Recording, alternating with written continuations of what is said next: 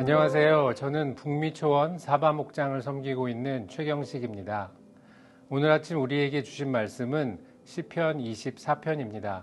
그중 7절부터 10절까지 함께 읽도록 하겠습니다.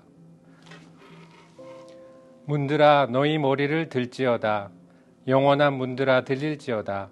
영광의 왕이 들어가시리로다. 영광의 왕이 누구시냐? 강하고 능한 여호와시요 전쟁에 능한 여호와시로다. 문들아 너희 머리를 들지어다. 영원한 문들아 들릴지어다. 영광의 왕이 들어가시리로다. 영광의 왕이 누구시냐? 만군의 여호와께서 곧 영광의 왕이시리로다. 셀라. 시편 24편을 묵상하며 든 생각이 있는데요. 그것은 마치 성경의 처음부터 마침까지 세상을 창조하신 때부터 주께서 재림하셔서 영원히 함께할 그 영광의 때까지 다윗의 이 시 한 편이 다 품고 있다는 것이었습니다. 1절과 2절은 세상의 모든 것은 하나님의 것이며 하나님께서 모두 그것들을 지으셨다는 말씀입니다. 이어 3절부터 6절까지는 지으심을 받은 우리가 죄를 지었기 때문에 의롭지 못해서 하나님과 함께할 자격이 없지만 하나님의 구원으로 말미암아 우리가 의롭게 될 수 있다는 것을 말씀하고 있습니다. 오늘은 특별히 마지막 부분인 7절부터 10절까지의 말씀을 가지고 저에게 주신 하나님의 말씀을 나누고자 합니다. 이 부분은 강하고 능하신 만군의 여호와 하나님의 이름을 높이고 영광을 돌리는 모습입니다. 이것은 마치 오베데돔의 집에 있던 하나님의 궤를 다윗성으로 옮겼을 때 다윗이 기뻐하고 환호하며 춤을 추었던 장면을 연상케 합니다. 또 나귀를 타시고 예루살렘으로 입성하시는 예수님을 사람들이 맞으며 찬송하고 환호하던 장면도 생각나게 합니다. 소프트웨어 엔지니어 일을 오래 해온 저에게는 한 가지 버릇이 있었는데요.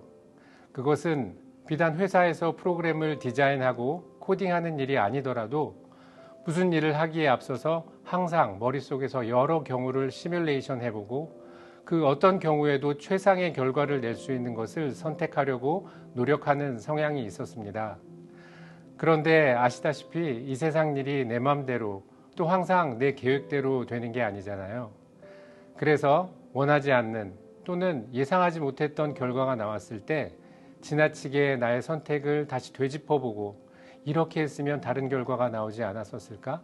저렇게 했으면 이런 걸 막을 수 있지 않았었을까? 하면서 지난 선택을 후회하는 데에 많은 시간과 에너지를 쏟았습니다.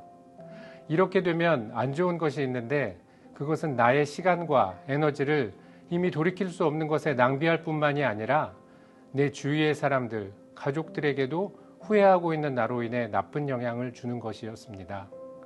그렇게 안 좋은 것임을 알았음에도 불구하고 저의 버릇은 쉽게 고쳐지지 않았습니다.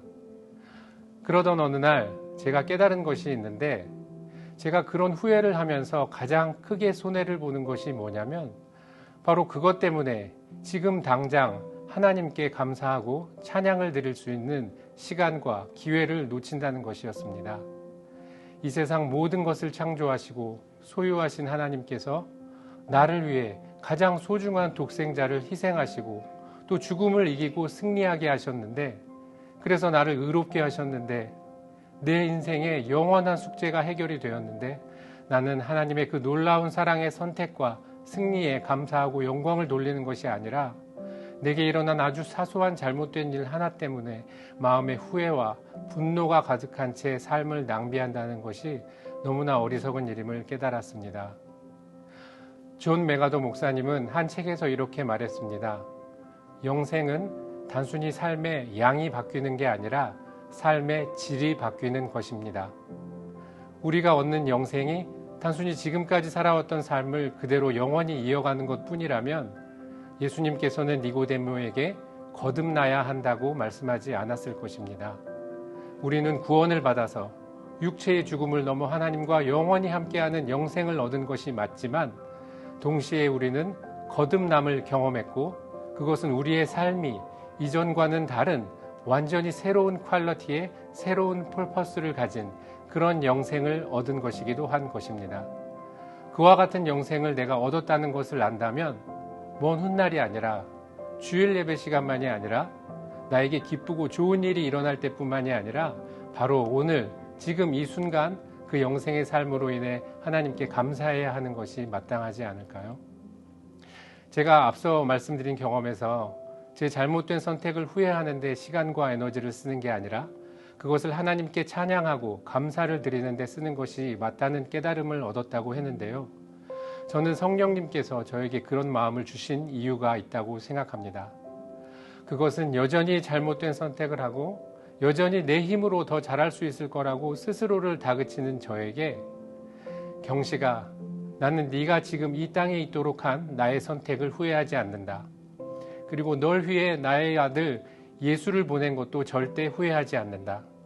왜냐하면 나는 실수하지 않는 하나님, 이 만물을 짓기 전부터 너를 사랑한 하나님이기 때문이다. 라고 말씀하시는 그 하나님의 마음을 저에게 알려주고 싶으셨기 때문인 것 같습니다. 내 계획과 선택이 아니라 하나님의 계획과 선택이 나를 구원하셨다는 것을 제가 깨닫길 원하셨던 것 같습니다. 사랑하는 유성교회 성도 여러분, 오늘 우리 모두 다윗 왕처럼 찬양할 수 있었으면 좋겠습니다. 우리 중에 내 힘으로 어쩔 수 없는 수많은 상황들이, 질병이, 전쟁이, 깨어진 관계가 하나님의 영광을 막아서는 돌문처럼 내 마음의 문을 굳게 닫게 하는 상황을 겪고 있는 분들이 있을지도 모르겠습니다. 하지만 그럴지라도 다시 한번 하늘과 땅과 거기에 충만한 모든 것을 지으신 하나님께 찬양을 드리는 선택하기를 원합니다. 우리가 아직 죄인 되었을 때에, 아직 희망이 없을 때에 이 땅에 오셔서 우리를 향한 그 사랑을 확증하여 보여주신 예수님께 영광을 드리는 선택을 하기를 원합니다. 그럴 때 그 닫힌 문이 열릴 것이고 그럴 때 굳게 내려졌던 문이 들릴 것입니다. 그리고 우리 만군의 여호와 하나님의 영광이 이 땅에 거듭난 내 안에 충만함을 보게 될 줄을 믿습니다. 기도하겠습니다.